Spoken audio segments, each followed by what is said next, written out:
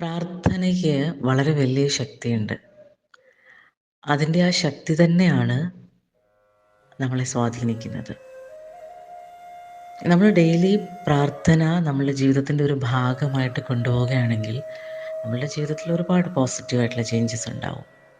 നന്മയുടെ പാതയിലൂടെ സഞ്ചരിക്കാൻ നമുക്ക് പറ്റും.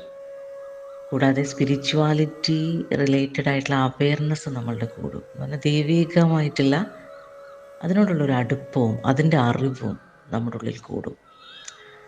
അത് ഓരോ വ്യക്തിക്കും ഡിഫറെൻ്റ് ആണ്. ഇപ്പോൾ എല്ലാ ദിവസവും പ്രാർത്ഥിക്കുന്ന ഒരാളെ നമ്മൾ എടുക്കുകയാണെങ്കിൽ അതേപോലെ മറ്റൊരാളെയും കൂടി നമ്മൾ കൺസിഡർ ചെയ്യുകയാണെങ്കിൽ ഇവർക്ക് രണ്ടുപേർക്കും ഒരേപോലല്ല അറിവുകളും എക്സ്പീരിയൻസസും ഉണ്ടാവുന്നത്.